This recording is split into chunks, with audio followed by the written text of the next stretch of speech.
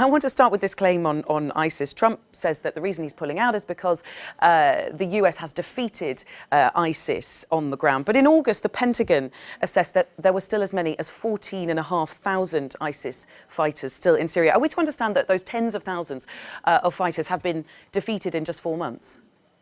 Well, what the administration clarified later in the afternoon was that the physical terrain, the physical territory of ISIS had been defeated, which in fact is the case. They lost all their territory in Iraq.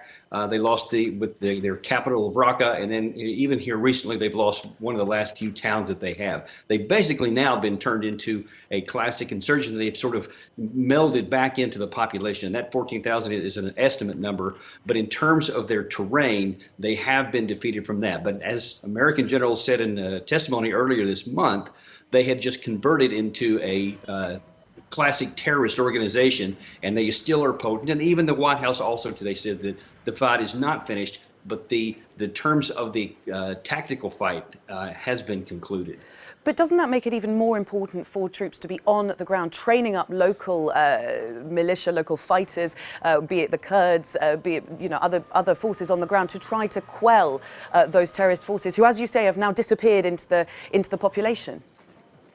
No, there's this big myth and so much of Washington, both the right and the left, is just an uproar today about all of this, because there's this belief that if we don't have troops on the ground in Syria, that somehow ISIS is going to regenerate and to come back and all this kind of thing. But the fact of the matter is that our troops on the ground have very little impact. What is still on the ground are the Syrian Democratic Forces who've been working. There is still Russian troops, which are very much against ISIS. The Syrian troops are against ISIS, and Iranian troops are against ISIS. Everyone is arrayed against ISIS. So having a handful of American troops over a very large piece of terrain to return to the United States is not going to impact on that at all.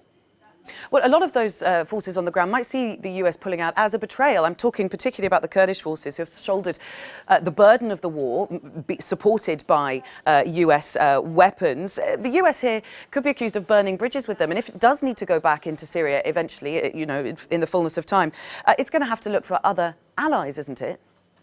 Well, that presupposes that the United States has or accepted an obligation that we're going to become the permanent defense of the Syrian Democratic Forces. That was never the case. It was always where our interest aligned with the Syrian Democratic Forces, then we went in there to help take them out of Raqqa because we had common cause there.